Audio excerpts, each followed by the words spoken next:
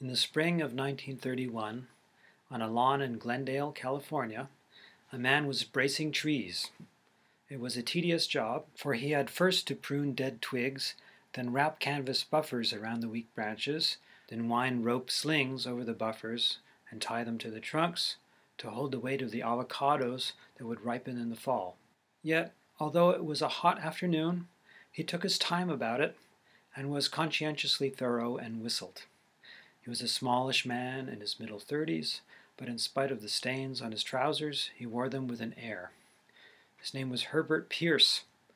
When he had finished with the trees, he raked the twigs and dead branches into a pile, carried them back to the garage, and dropped them into a kindling box. Then he got out a mower and mowed the lawn. It was a lawn like thousands of others in Southern California, a patch of grass in which grew avocado, lemon, mimosa trees, with circles of spaded earth around them. The house, too, was like others of its kind, a Spanish bungalow with white walls and red tile roof. Now, Spanish houses are a little outmoded, but at the time they were considered high-toned, and this one was as good as the next, and perhaps a little better. The mowing over, he got out a coil of hose, screwed it to a spigot, and proceeded to water. He was painstaking about this too, shooting the water all over the trees, down on the spaded circles of earth, over the tiled walk, and finally on the grass. When the whole place was damp and smelled like rain, he turned off the water, pulled the hose through his hand to drain it, coiled it, and put it in the garage. Then he went around front and examined his trees to make sure the water hadn't drawn the slings too tight. Then he went into the house. The living room he stepped into corresponded to the lawn he left. It was indeed the standard living room sent out by department stores as suitable for a Spanish bungalow, and consisted of a crimson velvet coat of arms displayed against the wall, crimson velvet drapes hung on iron spears, a crimson rug with figured border, a settee in front of the fireplace, flanked by 2 chairs, all of these having straight backs and beaded seats, a long oak table holding a lamp with stained glass shade, 2 floor lamps of iron to match the overhead spears and having crimson silk shades, 1 table in the corner in the Grand Rapids style, and 1 radio on this table in the Bakelite style. On the tinted walls, in addition to the coat of arms, there were 3 paintings. One of a butte at sunset with cow skeletons in the foreground, one of a cowboy herding cattle through the snow, and one of a covered wagon train plodding through the alkali flat. On the long table was 1 book called Cyclopedia of Useful Knowledge, stamped in gilt and placed on an interesting diagonal. One might object that this living room achieved the remarkable feat of being cold and at the same time stuffy, and that it would be quite oppressive to live in. But the man was vaguely proud of it, especially the pictures, which he had convinced himself were pretty good. As for living in it, it had never once occurred to him. Today, he gave it neither a glance nor a thought. He hurried through, whistling, and went back to a bedroom which was filled with a 7-piece suite in bright green and showed feminine touches. He dropped off his work clothes, hung them in a closet, and stepped naked into the bathroom, where he turned on the water for a bath. Here again was reflected the civilization in which he lived, but with a sharp difference. For whereas it was, and still is, a civilization somewhat naive as to lawns, living rooms, pictures, and other things of an aesthetic nature, it is genius itself and has forgotten more than all other civilizations ever knew, in the realm of practicality. The bathroom that he now whistled in was a utile jewel. It was in green tile and white tile. It was as clean as an operating room. Everything was in its proper place, and everything worked. 20 seconds after the man tweaked his spigots, he stepped into a bath of exactly the temperature he wanted, washed himself clean, tweaked the drain, stepped out, dried himself on a clean towel, and stepped into the bedroom again, without once missing a bar of the tune he was whistling, or thinking there was anything remarkable about it. After combing his hair, he dressed. Slacks hadn't made their appearance then, but gray flannels had. He put on a fresh pair with polo shirt and blue lounge coat. Then he strolled back to the kitchen, a counterpart of the bathroom where his wife was icing a cake. She was a small woman, considerably younger than himself, but as there was a smear of chocolate on her face, and she wore a loose green smock, it was hard to tell what she looked like, except for a pair of rather voluptuous legs that showed between a smock and shoes. She was studying a design in a book of such designs that showed a bird holding a scroll in its beak, and now attempted a reproduction of it, with pencil on a piece of paper. He watched for a few moments, glanced at the cake, said it looked swell.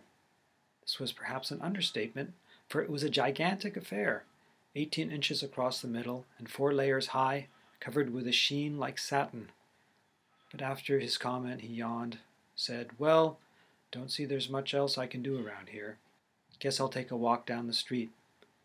"Are you going to be home for supper?" "I'll try to make it, but if I'm not home by 6, don't wait for me. I might be tied up." "I want to know." "I told you, if I'm not home by 6, that doesn't do me any good at all. I'm making this cake for Mrs. Whiteley, and she's going to pay me $3 for it. Now, if you're going to be home, I'll spend part of that money on lamb chops for your supper. If you're not, I'll buy something the children will like better." "Then count me out. That's all I want to know." There was a grim note in the scene that was obviously out of key with his humor. He stood around uncertainly, then made a bid for appreciation. "I fixed up those trees. Tied them up good so the limbs won't bend down when the avocados get big, the way they did last year. Cut the grass. Looks pretty nice out there." "Are you going to water the grass?" "I did water it." He said this with quiet complacency, for he had set a little trap for her, and she had fallen into it. But the silence that followed had a slightly ominous feel to it, as though he himself might have fallen into a trap that he wasn't aware of. Uneasily he added, "Gave it a good wetting down." "Pretty early for watering the grass, isn't it?" "Oh, one time's as good as another. Most people, when they water the grass, wait till later in the day when the sun's not so hot, and it'll do some good, and not be a waste of good water that somebody else has to pay for. For instance, I don't see anybody working around here but me. You see any work I can do that I don't do? So you get done early. Come on, Mildred, what are you getting at? She's waiting for you, so go on." "Who's waiting for me?" "I think you know.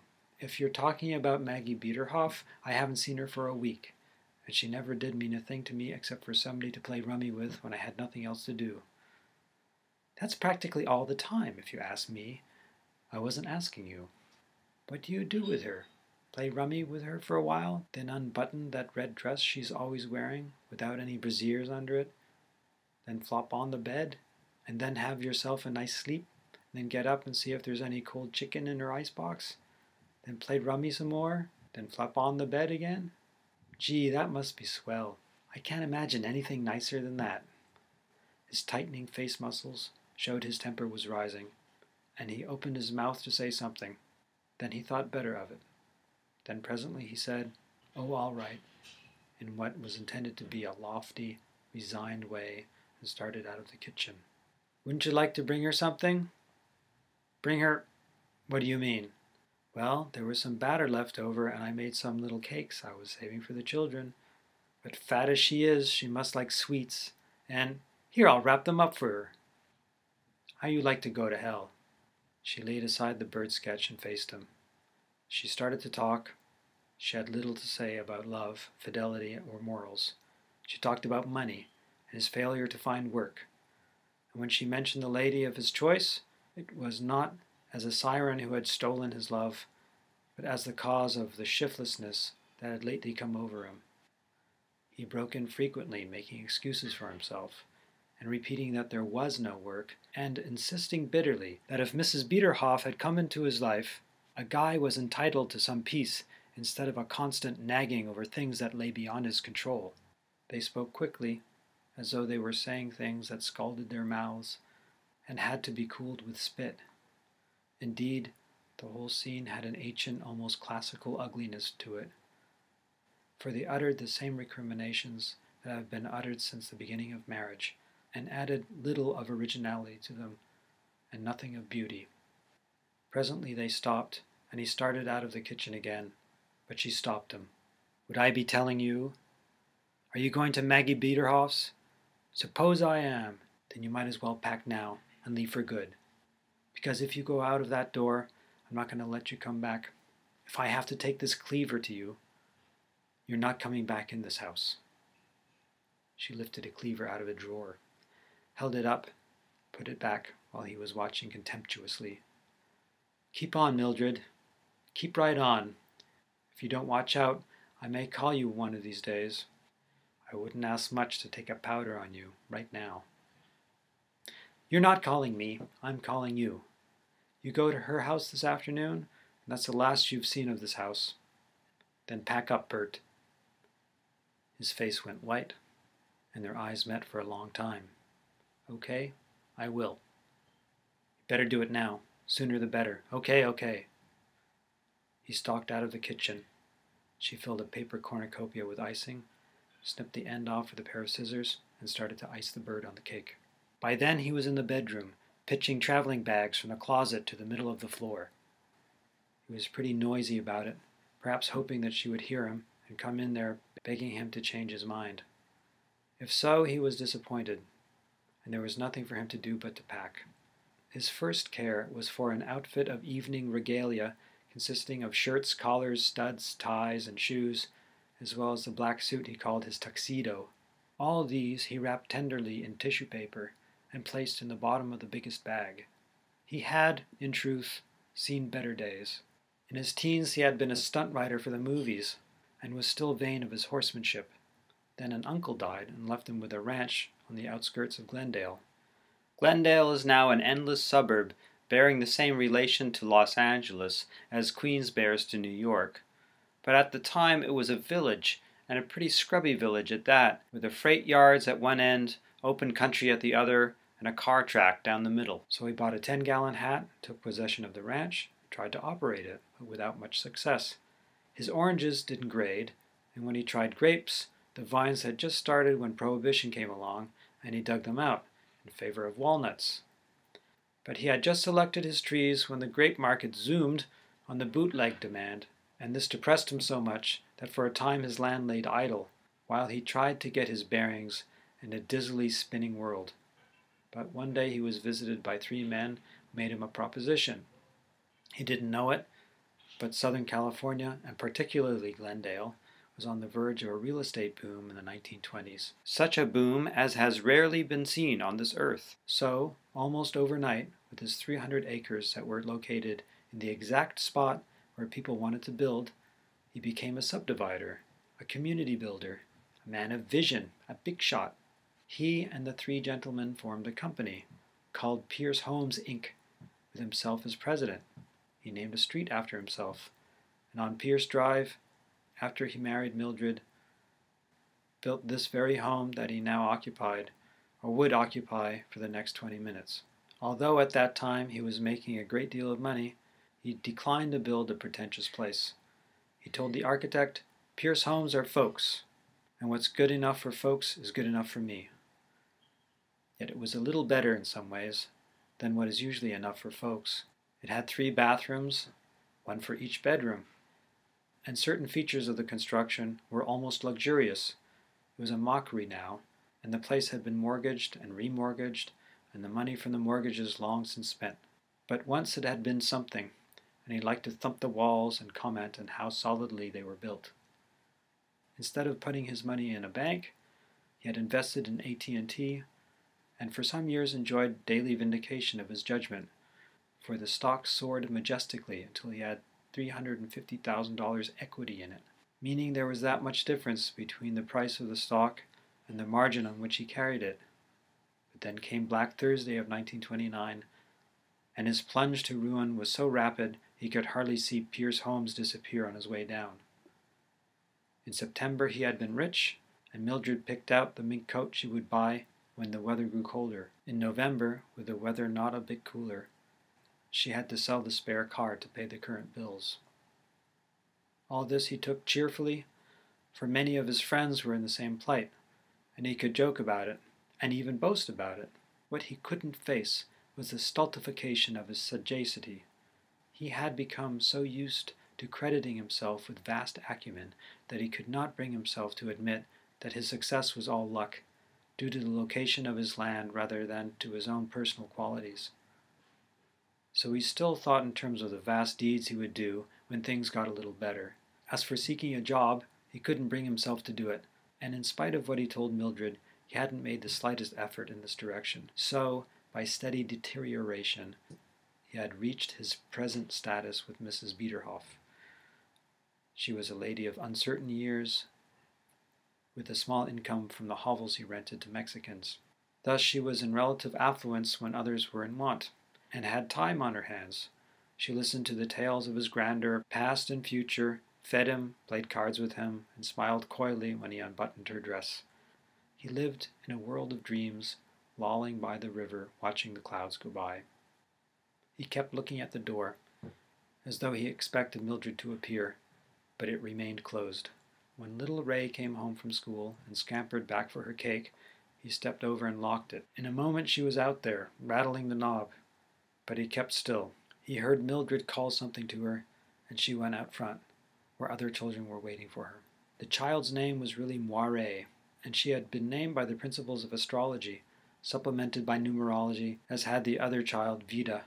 But the practitioner had neglected to include pronunciation on her neatly typewritten slip. But Bert and Mildred didn't know that it was one of the Gaelic variations of Mary, and pronounced Moira. They took it for a French name of the more exclusive kind, and pronounced it Moiré, and quickly shortened it to Ray. His last bag strapped up, he unlocked the door and walked dramatically to the kitchen.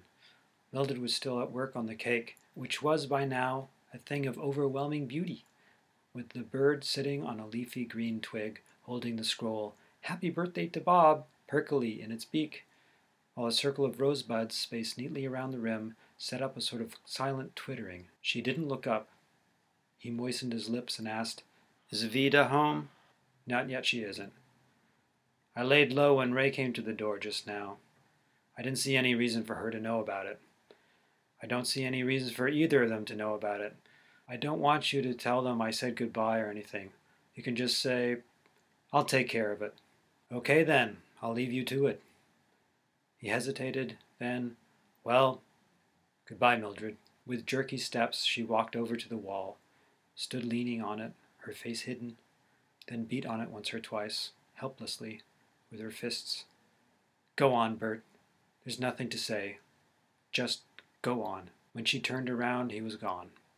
And then the tears came. She stood away from the cake to keep them from falling on it. But when she heard the car back out of the garage, she gave a low, frightened exclamation and ran to the window. They used it so seldom now, except on Sundays if they had a little money to buy gas, that she had completely forgotten about it. And so, as she saw this man slip out of her life, the only clear thought in her head was that now she had no way of delivering the cake. She had got the last rosebud in place and was removing stray flecks of icing with a cotton swab wound on a toothpick when there was a rap on the screen door, and Mrs. Gessler, who lived next door, came in. She was a thin, dark woman of 40 or so, with lines on her face that might have come from care, and might have come from liquor. Her husband was in the trucking business, but they were more prosperous than most truckers were at that time. Seeing the cake, Mrs. Gessler gave an exclamation and came over to look. It was indeed worth the stare which her beady eyes gave it. All its decorations were now in place, but in spite of their somewhat conventional design, it had an aroma, a texture, a totality that proclaimed high distinction. It carried on its face the guarantee that every crumb would meet the inexorable confectioner's taste. It must melt on the tongue. In an awed way, Mrs. Gessler murmured, "I don't see how you do it, Mildred. It's beautiful. Just beautiful. If you have to do it, you can do it. But it's beautiful." Only after a long final look did Mrs. Gessler get to what she came for. She had a small plate in her hand, with another plate clamped over it, and now lifted the top one. "I thought maybe you could use it. I fricasseed it for supper, but Ike's had a call to Long Beach, and I'm going with him, and I was afraid it might spoil." Mildred got a plate, slid the chicken on it, and put it in the icebox. Then she washed Mrs. Gessler's plates, dried them, and handed them back. "I can use practically anything, Lucy, thanks." "Well, I've got to run along. Have a nice time. Tell Bert I said hello." "I will." Mrs. Gessler stopped. "What's the matter?" "Nothing." "Come on, baby. Something's wrong. What is it?" "Bert's gone." "You mean for good?" "Just now he left." "Walked out on you? Just like that?" "He had a little help, maybe. It had to come." "Well, what do you know about that? And that floppy-looking frump he left you for? How could he even look at her?" "She's what he wants." "But she doesn't even wash." "Oh, what's the use of talking? If she likes him, all right then, she's got him. Bert's all right, and it wasn't his fault. It was just everything. And I did pester him. I nagged him, he said, and he ought to know. But I can't take things lying down. I don't care if we've got a depression or not. If she can, then they ought to get along fine, because that's exactly the way he's built. But I've got my own ideas, and I can't change them even for him." "What are you going to do? What am I doing now?" A grim silence fell on both women. Then Mrs. Gessler shook her head. "Well, you've joined the biggest army on earth. You're the great American institution that never gets mentioned on the 4th of July, a grass widow with 2 small children to support." "The dirty bastards." "Oh, Bert's all right." "He's all right, but he's a dirty bastard, and they're all dirty bastards. We're not so perfect. We wouldn't pull what they pull." The front door slammed, and Mildred held up a warning finger. Mrs. Gessler nodded and asked if there was anything she could do today. Mildred wanted desperately to say she could give her a lift with the cake, but there had been 1 or 2 impatient taps on an automobile horn from across the yard, and she didn't have the nerve. "Not right now." "I'll be seeing you. Thanks again for the chicken." The child who now entered the kitchen didn't scamper in, as little Ray had a short time before. She stepped in primly, sniffed contemptuously at the scent left by Mrs. Gessler, and put her school books on the table before she kissed her mother. Though she was only 11, she was something to look at twice. In the jaunty way she wore her clothes, as well as the handsome look around the upper part of her face, she resembled her father more than her mother. It was commonly said that Vida's a Pierce, but around her mouth the resemblance vanished, for Bert's mouth had a slanting weakness that hers didn't have. Her hair, which was a coppery red, and her eyes, which were light blue like her mother's, were all the more vivid by contrast with the scramble of freckles and sunburn which formed her complexion. But the most arresting thing about her was her walk, possibly because of her high arching chest, possibly because of her slim hips and legs below it. She moved with an erect, arrogant haughtiness that seemed comic in one so young. She took the cake her mother gave her, a chocolate muffin with a white V iced upon it, counted the remaining ones, and calmly gave an account of her piano practice. Through all the horrors of the last year and a half, Mildred had managed 50 cents a week for lessons, since she had a deep, almost religious conviction that Vida was talented, and although she didn't exactly know at what, piano seemed to indicate as a sound, useful preliminary to almost anything. Vida was a satisfactory pupil, for she practiced faithfully and showed lively interest. Her piano, picked out when Mildred picked out her coat, never actually arrived, so she practiced at her grandfather Pierce's, where there was an ancient upright, and on this account always arrived home from school somewhat later than Ray. She told of her progress with the Chopin Grande Valse Brillante, repeating the title of the piece a number of times, somewhat to Mildred's amusement, for she employed the full French pronunciation and obviously enjoyed the elegant effect. She spoke in the clear, affected voice that one associates with stage children, and indeed everything she said had the effect of having been learned by heart, and recited in the manner prescribed by some stiff book of etiquette. The waltz disposed of, she walked over to have a look at the cake. "Who's it for, Mother?" "Bob Whiteley." "Oh, the paper boy?" Young Whiteley's sideline, which was soliciting subscriptions after school hours, Vida regarded as a gross social error, and Mildred smiled. "He'll be a paper boy without a birthday cake if I don't find some way to get it over there. Eat your cake now, and then run over to Grandfather's and see if he minds taking me up to Mrs. Whiteley's in his car." "Can't we use our car?" Your father's out with it, and he may be running late. Run along now. Take Ray with you, and grandfather will ride you both back." Vida stalked unhurriedly out, and Mildred heard her call Ray in from the street. She closed the door carefully and spoke with even more her usual precision. "Mother, where's father?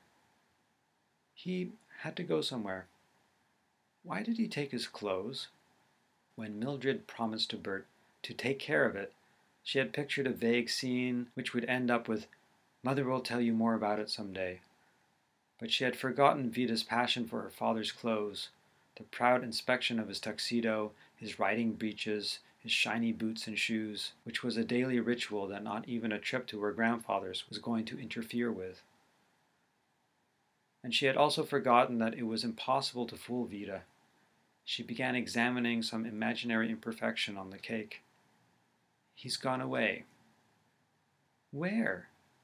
"I don't know." "Is he coming back?" No. She felt wretched, wished Vida would come over to her so she could take her in her arms and tell her about it in some way that didn't seem so shamefaced. But Vida's eyes were cold, and she didn't move. Mildred doted on her, for her looks, her promises of talent, and her snobbery, which hinted at things superior to her own commonplace nature. But Vida doted on her father for his grand manner and fine ways, and if he disdained gainful work, she was proud of him for it. For the endless bickerings that had marked the last few months, she had invariably been on his side, and often withered her mother with lofty remarks. Now she said, "I see, Mother. I just wanted to know." Presently Ray came in, a chubby, tow-haired little thing, 4 years younger than Vida, and the picture of Mildred. She began dancing around, pretending she was going to poke her finger into the cake. But Mildred stopped her and told her what she had just told Vida. She began to cry, and Mildred gathered her into her arms and talked to her as she had wanted to talk in the first place. She said father thought the world of them both, that he hadn't said goodbye because he didn't want them to feel badly, that it wasn't his fault, but the fault of a lot of things she couldn't tell them about now, but would explain later on sometime. And this she said to Ray, but she was really talking to Vida, who was still standing there, gravely listening. After a few minutes, Vida evidently felt some obligation to be friendly, for she interrupted to say, "If you mean Mrs. Biederhoff, Mother, I quite agree. I think she's distinctly middle class." Mildred was able to laugh at this, and she seized the chance to gather Vida to her and kiss her. Then she sent both children off to their grandfathers. She was glad that she herself hadn't said a word about Mrs. Biederhoff, and resolved that the name should never pass her lips in their presence. Mr. Pierce arrived with the car and invitation to supper, and after a moment's reflection, Mildred accepted. The Pierces had to be told, and if she told them now, after having supper with them, it would show there were no hard feelings, and that she wanted to continue relations as before. But after the cake had been delivered, and she had sat around with them a few minutes, she detected something in the air. Whether Bert already stopped by, or the children had made some slip, she didn't know, but things weren't as usual. Accordingly, as soon as supper was over and the children had gone out to play, she got grimly at it. Mr. Pierce and Mom, both originally from Connecticut, lived in a smaller, though just as folksy Pierce home, on a pension he received as a former railroad man. But they were comfortable enough and usually took their twilight ease in a small patio back of the house. It was here that Mildred broke the news. A silence fell on them, a glum silence that lasted a long time. Mom was in the swing. She began touching the ground with her foot, and it began rocking, and as it rocked it squeaked. And then she began to talk in a bitter, jerky way, looking neither at Mildred nor at Mr. Pierce. "It's that Biederhoff woman. It's her fault from beginning to end. It's been her fault ever since Bert started going with her. That woman's a hussy. I've known it ever since I first laid eyes on her. The idea carrying on like that with a married man, and her own husband not dead a year yet, and the filthy way she keeps house, and going around like she does with her breasts wobbling every which way, so any man's got to look at her, whether he wants to or not. What did she have to pick on my boy for? Wasn't there enough men without she had to? Mildred closed her eyes and listened, and Mr. Pierce sucked his pipe and put in melancholy remarks of his own. It was all about Mrs. Biederhoff, and in a way this was a relief. But then a sense of vague apprehension stirred within her. This evening, she knew, was important, for what she said now would be written indelibly on the record. For the children's sake, if no other, it was vital that she gave no word of false testimony, or omit words essential for a fair report, or in any way leave a suspicion of untruthfulness. Also, she felt a growing annoyance at the facile way in which everything was being blamed on a woman who really had very little to do with it. She let Mum run down after a long silence. And after a long silence said, "It's not Mrs. Biederhoff." "Who is it, then?" "It's a whole lot of things. And if they hadn't happened, Bert wouldn't any more have looked at her than he would have looked at an Eskimo woman. It's what happened to Bert's business, and the awful time we had getting along, and the way Bert got fed up." "And you mean to tell me this is Bert's fault?" Mildred waited a minute, for fear the rasp in Mum's voice would find an answering rasp in her own. Then she said, "I don't say it was anybody's fault, unless it was the depression's fault, and certainly Bert couldn't help that." She stopped, then doggedly plowed on with what she dreaded, and yet felt had to be said. "But I might as well tell you, Bert wasn't the only one that got fed up. I got fed up too. He didn't start this thing today. I did." "You mean you put Bert out?" The rasp in Mum's voice was so pronounced now, her refusal to admit basic realities so infuriating, that Mildred didn't trust herself to speak at all. It was only after Mr. Pierce had interrupted and a cooling 5 minutes had passed that she said, "It had to come." "It certainly did have to come if you went and put that poor boy out." "I never heard of such a thing in my life. Where is he now?" "I don't know." "And it's not even your house. It'll be the bank's house pretty soon if I don't find a way to raise the interest money." When Mum replied to that, Mr. Pierce quickly shushed her down, and Mildred smiled sourly to herself that the barest mention of interest money meant a rapid change of subject. Mr. Pierce returned to Mrs. Biederhoff, and Mildred thought it diplomatic to chime in. "I'm not defending her for a minute, and I'm not blaming Bert. All I'm trying to say is that what had to come, and if it came today, and I was the one who brought it on, it was better than having it come later, when there would have been still more hard feelings about it." Mom said nothing, but the swing continued to squeak. Mr. Pierce said the depression had certainly hit a lot of people hard. Mildred waited a minute or two, so her departure wouldn't seem so quite pointed. Then she said she had to be getting the children home. Mr. Pierce saw her to the door, but didn't offer a ride. Falteringly, he said, "You need anything right now, Mildred?" "Not yet a while, thanks." "I sure am sorry. What had to come, had to come. Good night, Mildred." Shooing the children along, Mildred felt a hot resentment against the pair she had just left, not only for their complete failure to get the point, but also for their stingy ignoring of the plight she was in, and the possibility that their grandchildren, for all they knew, might not have anything to eat. As she turned into Pierce Drive, the night chills settled down, and she felt cold and swallowed quickly to get rid of a forlorn feeling in her throat. After putting the children to bed, she went to the living room, pulled a chair to the window, and sat there in the dark looking out at the familiar scene, trying to shake off the melancholy that was creeping over her. Then she went to the bedroom and turned on the light.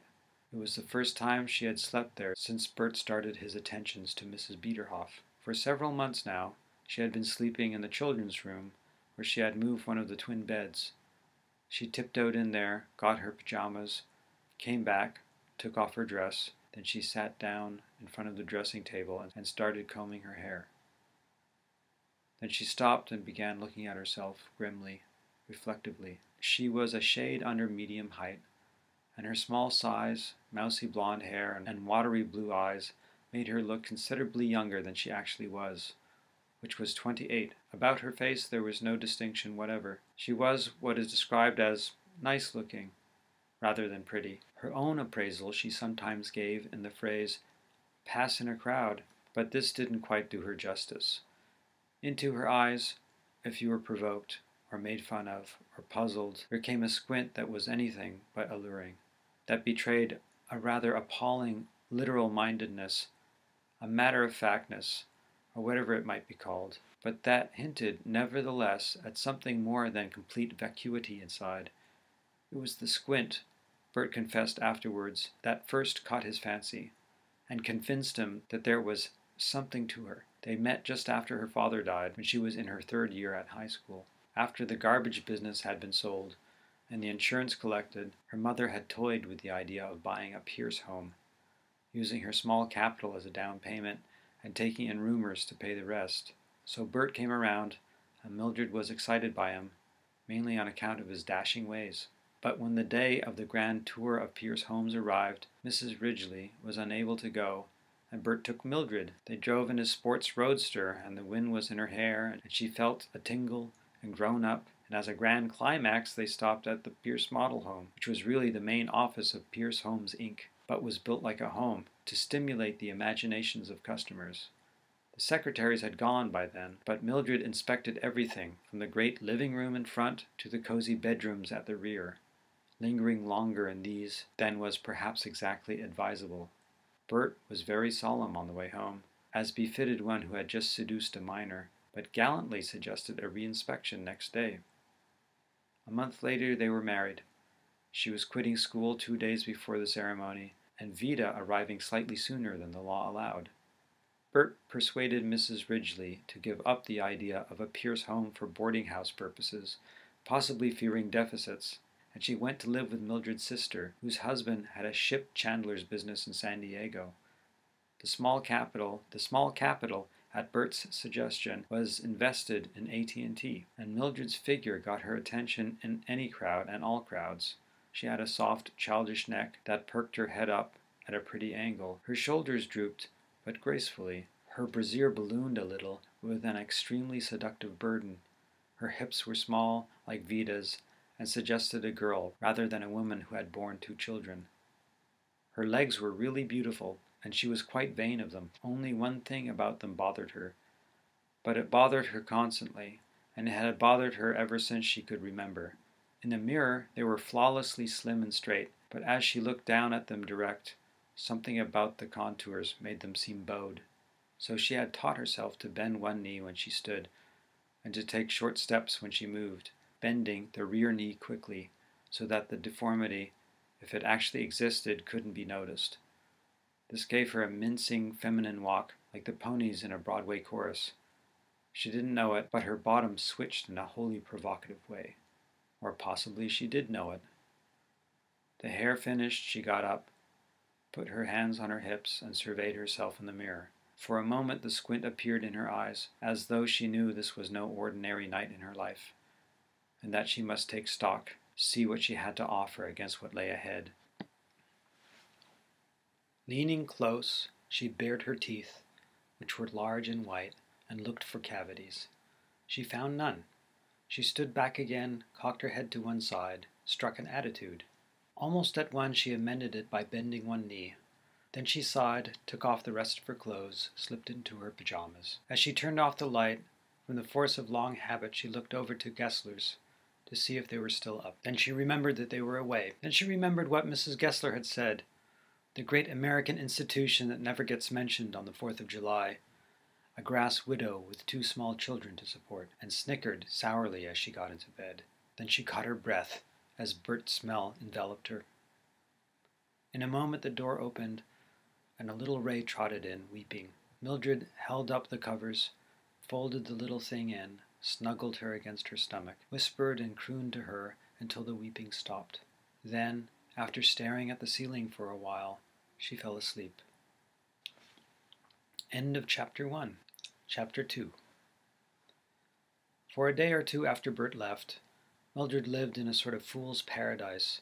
They kept her bustingly busy, and she kept thinking what she would say to Bert when he dropped around to see the children. "Oh, we're getting along all right. No need for you to worry. I've got all the work I can do and more." This goes to show that when a person's willing to work, there still seems to be work to be done. Also, she conned over a slightly different version for Mr. Pierce and Mom. Me? I'm doing fine. I've got more orders now than I can fill, but thank you for your kind offers just the same. Mr. Pierce's faint-hearted inquiries still rankled with her, and it pleased her that she could give the pair of them a good waspish sting, and then sit back and watch their faces. She was a little given to rehearsing things in her mind, and having imaginary triumphs over people who had upset her in one way or another. But soon she began to get frightened.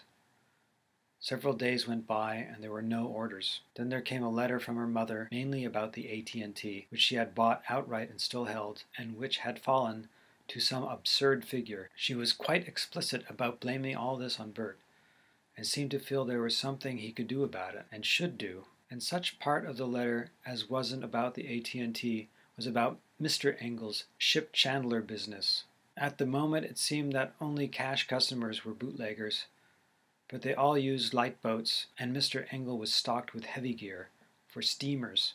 So Mildred was directed to drive down to Wilmington and see if any of the chandlers there would take the stuff off of his hands in exchange for the lighter articles used by speedboats. Mildred broke into a hysterical laugh as she read this, for the idea of going around trying to get rid of a truckload of anchors struck her as indescribably comic. And in the same mail was a brief communication from the gas company, headed Third Notice, and informing her that unless her bill was paid in 5 days, service would be discontinued. Of the $3 she got from Mrs. Whiteley, and the 9 she got from the other orders, she still had a few dollars left. So she walked down to the gas company office and paid the bill, carefully saving the receipt. Then she counted her money and stopped by a market, where she bought a chicken, a quarter pound of hot dogs, some vegetables, and a quart of milk. The chicken, first baked, then creamed, then made into 3 neat croquettes, would provision her over the weekend. The hot dogs were a luxury. She disapproved of them on principle, but the children loved them, and she always tried to have some around for bites between meals. The milk was a sacred duty. No matter how gritty things got, Mildred always managed to have some money for Vita's piano lessons and for all the milk the children could drink. This was a Saturday morning, and when she got home she found Mr. Pierce there. He had come to invite the children over for the weekend. No use coming back here with them. I'll bring them direct to school on Monday morning, and they can come home from there. By this, Mildred knew there was dirty work afoot. Probably a trip to the beach, where the Pierces had friends, and where Bert would appear.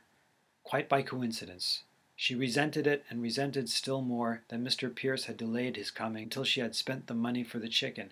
But the prospect of having the children fed free for 2 whole days was so tempting that she acted quite agreeable about it, said of course they could go, and packed a little bag for them. But unexpectedly, as she ran back in the house after waving them goodbye, she began to cry, and went to the living room to resume a vigil that was rapidly becoming a habit. Everybody in the block seemed to be going somewhere, spinning importantly down the street with blankets, paddles, and even boats lashed to the tops of their cars, and leaving blank silence behind.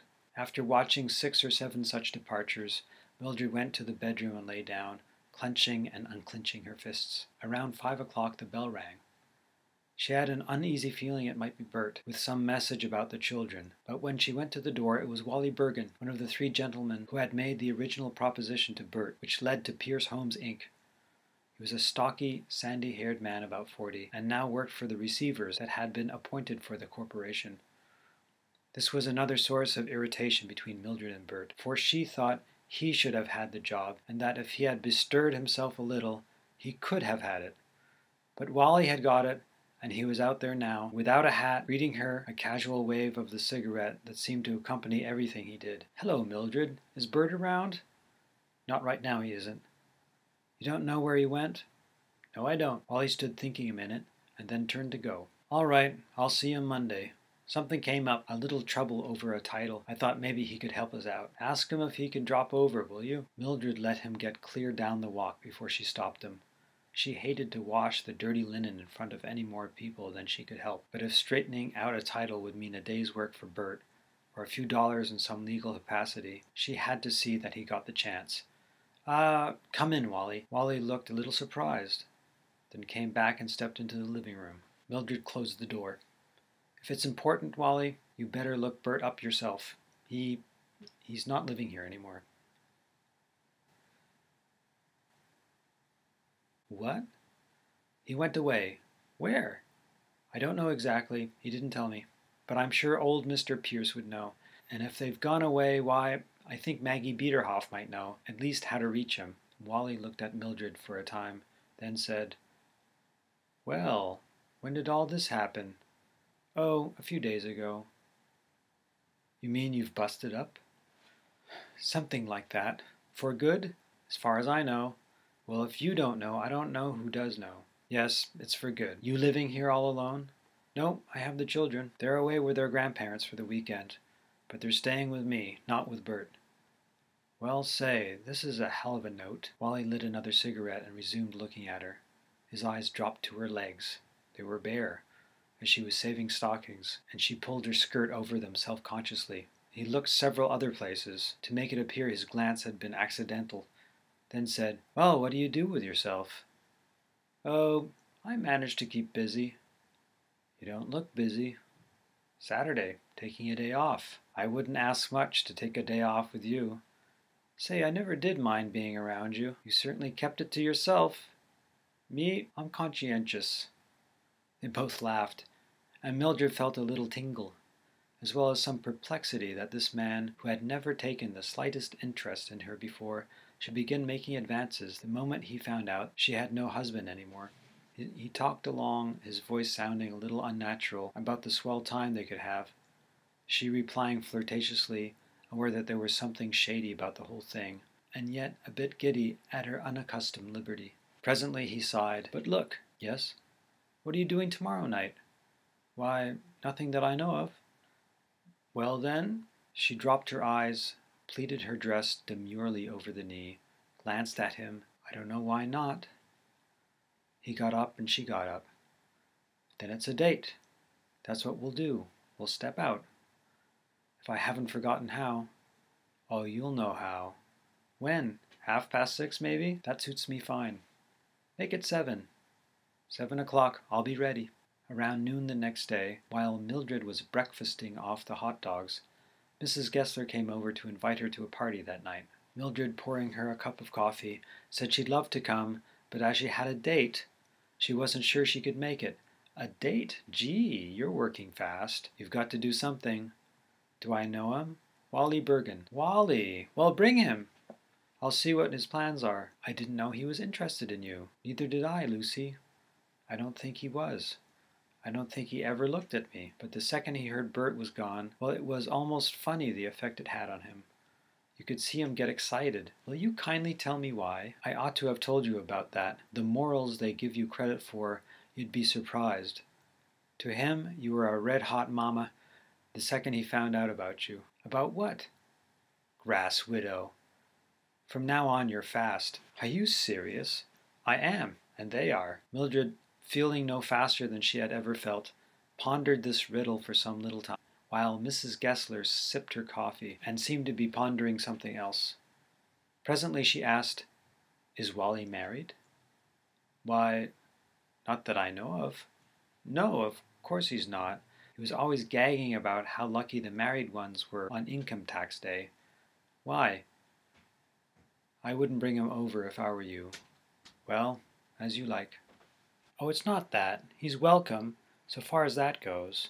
But, you know, these are business friends of Ike's, with their lady friends. All right guys, trying to make a living same as anybody else, but a little rough and a little noisy.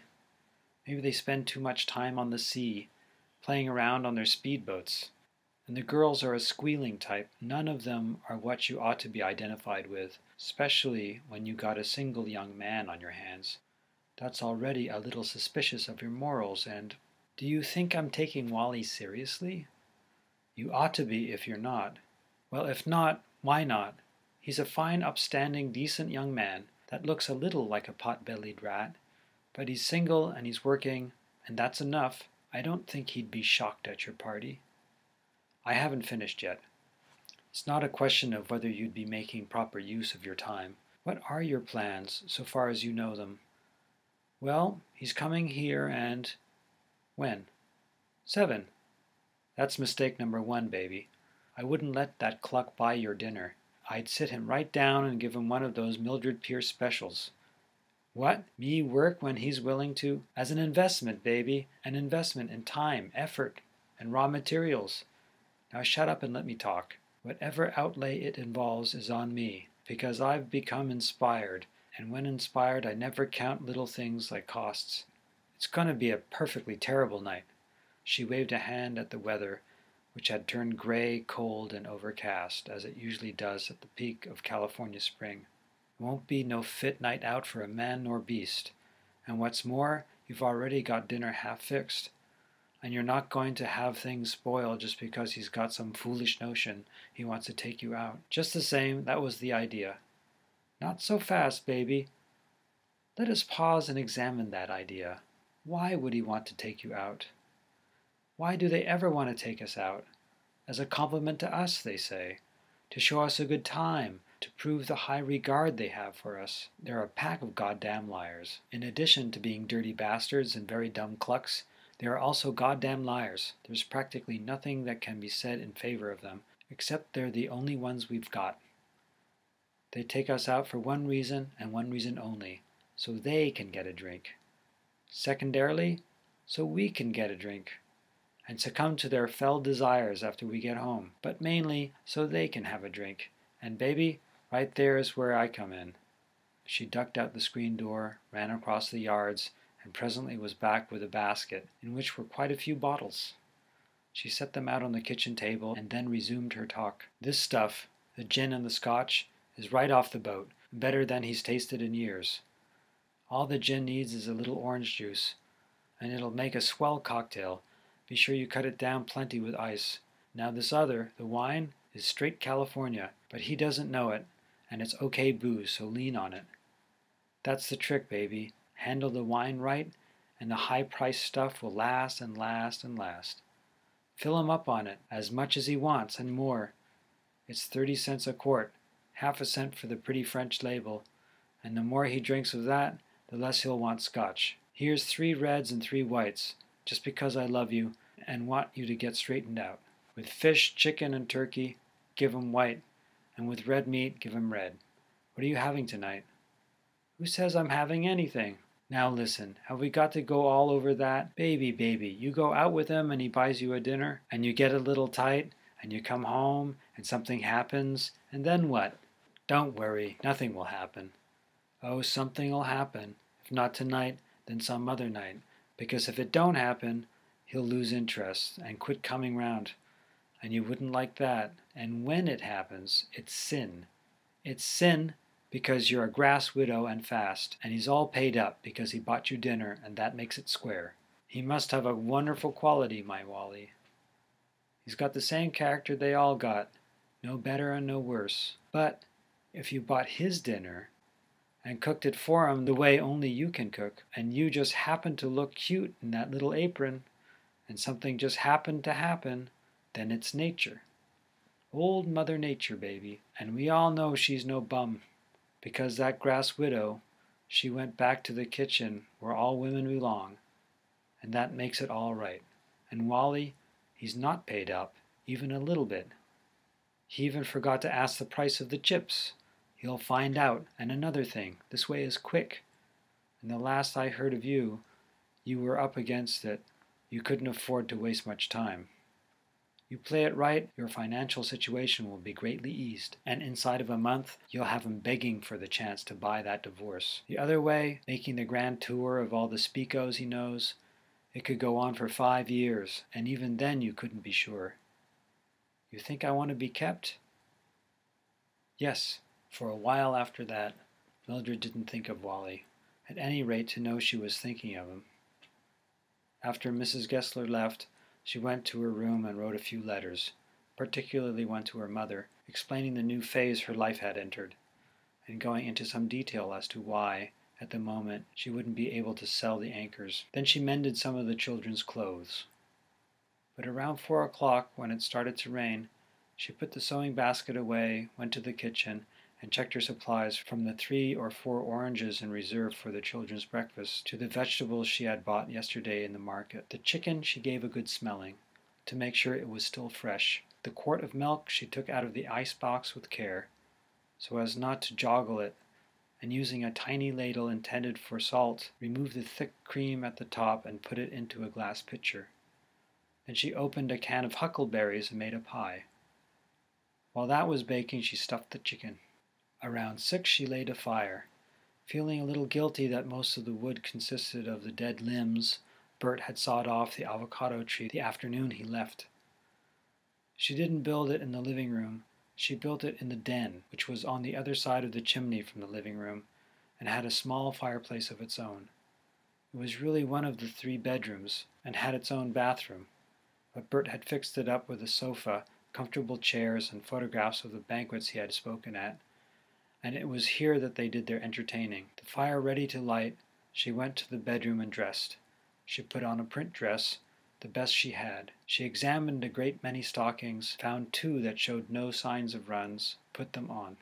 Her shoes, by careful sparing, were in fair shape, and she put on simple black ones. Then, after surveying herself in the mirror, admiring her legs, and remembering to bend the right knee, she threw a coat around her and went to the den. Around 10 minutes to 7 she put the coat away and turned on 1 button of heat. Then she pulled down the shades and turned on several lamps. Around 10 after 7, Wally rang the bell, apologetic for being late, anxious to get started. For one long moment Mildred was tempted by the chance to eat without having to cook, most of all by the chance to go somewhere, to sit under soft lights, perhaps even hear an orchestra, and dance. But her mouth seemed to step out in front of her, and take charge in a somewhat gabby way. "Well, my goodness, I never even dreamed you'd want to go out on a night like this. Isn't that what we said? But it's so awful out. Why can't I fix you something and maybe we could go out some other night?" Hey, I'm taking you out." "All right, but at least let's wait a few minutes, in case the rain'll let up a little. I just hate to go out when it's coming down like this." She led him to the den, lit the fire, took his coat, and disappeared with it. When she came back, she was shaking an orange blossom in a pitcher and balancing a tray on which were 2 glasses. "Well, say, I thought it might help pass the time." "You bet it will." He took his glass, waited for her to take hers, and said, "Mud in your eye," and sipped. Mildred was startled at how good it was. As for Wally, he was downright reverent at how good it was. "How do you know about that?" "Real gin. I haven't tasted it since God knows when. All they give you in these speaks is smoke, and a guy's taking his life in his hands all the time. Say, where did you tend bar?" "Oh, just picked it up. Not from Bert." I didn't say where. Bert's hooch was god-awful. He was one of those home laboratory guys. The more stuff he put in it to kill the taste, the worse it tasted. But this, say, Bert must be crazy if he walked out on you. He looked at her admiringly, and she refilled his glass. "Thanks, Mildred. I couldn't say no if I tried.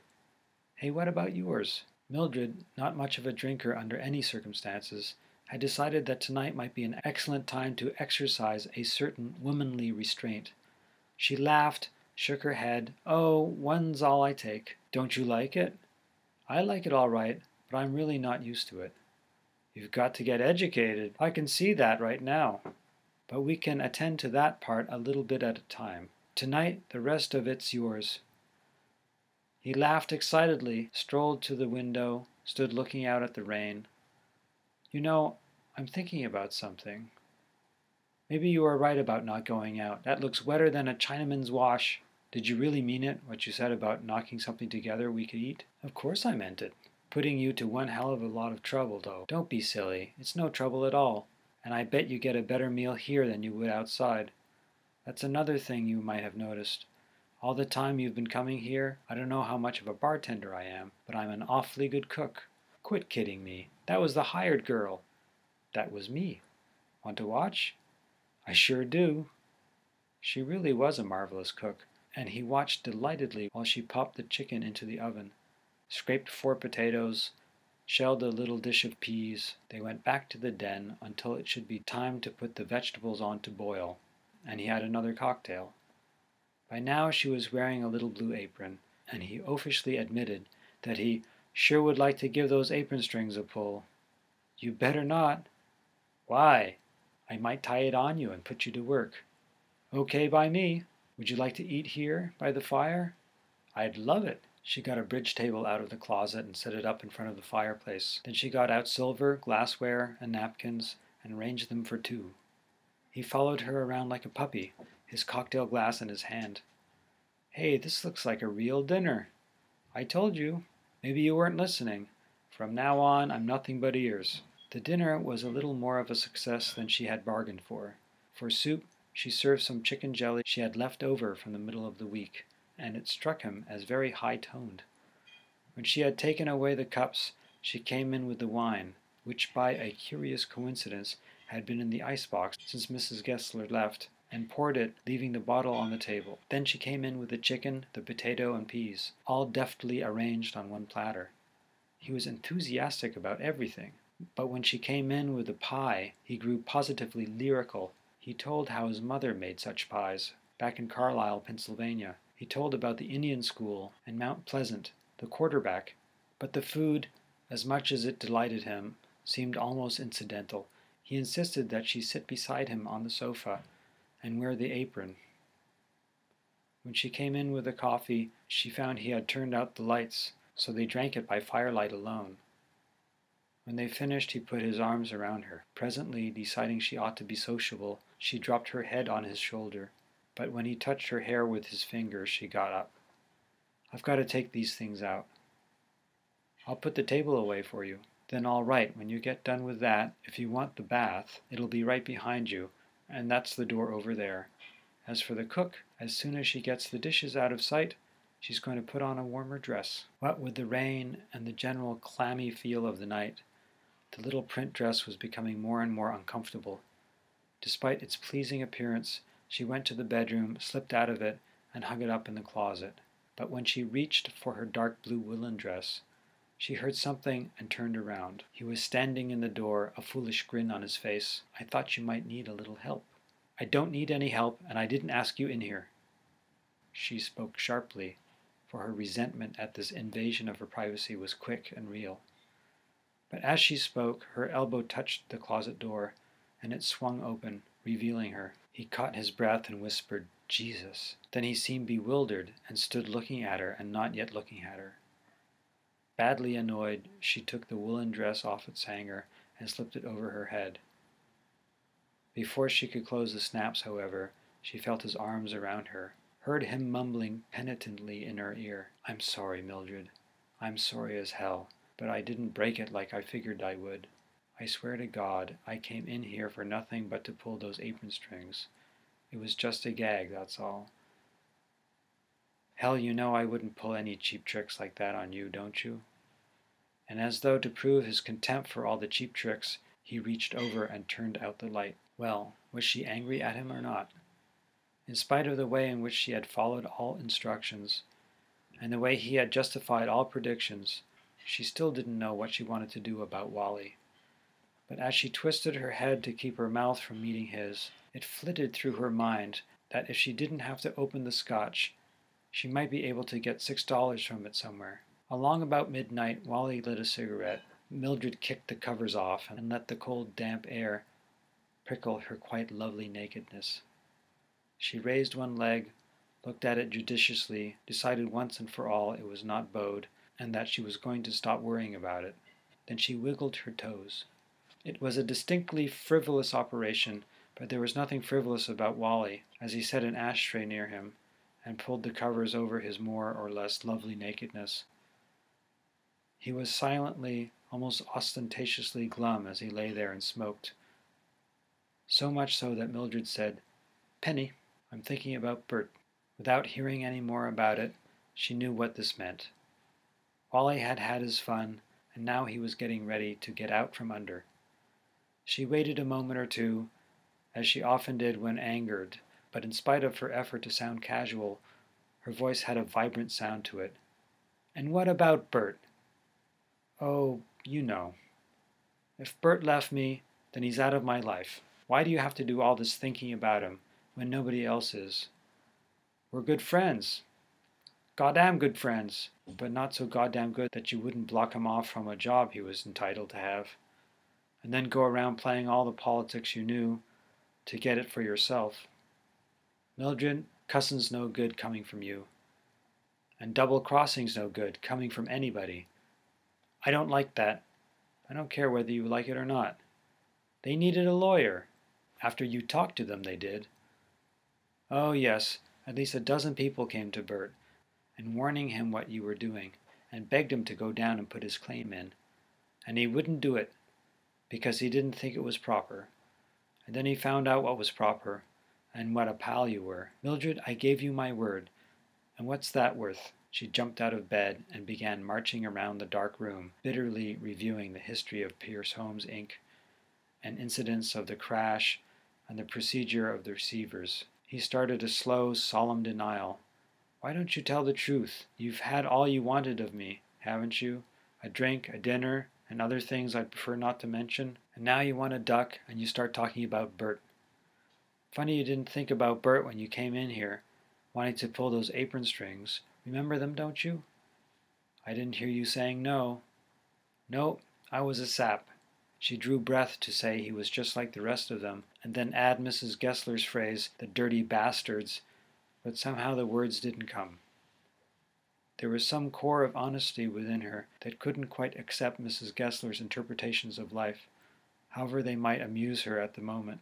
She didn't really believe they were dirty bastards, and she had set a trap for Wally. If he was wriggling out of it the best way he could, there was no sense in blaming him for the things that were rapidly becoming too much for her, but that he certainly had nothing to do with. She sat down beside him. I'm sorry, Wally. Hell, that's all right. I've been a little upset lately. Who wouldn't be? Next morning, Mildred was glumly washing dinner dishes when Mrs. Gessler dropped over to give an account of the party. She rather pointedly didn't refer to Wally until she was leaving, and then, as though she had just thought of it, asked how he was.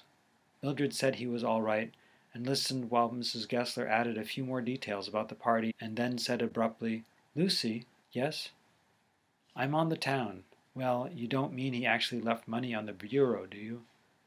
All but. Mrs. Gessler sat on the corner of the table, looking at Mildred. There didn't seem to be much to say. It had all seemed so pat, so simple and amusing yesterday, but neither of them had allowed the prophecies that merely half came true, or for dirty bastards that weren't goddamn liars, but not quite such clucks as they should have been. A wave of helpless rage set over Mildred. She picked up the empty wine bottle, heaved it into the pantry, laughed wildly as it smashed into 100 pieces. End of chapter 2.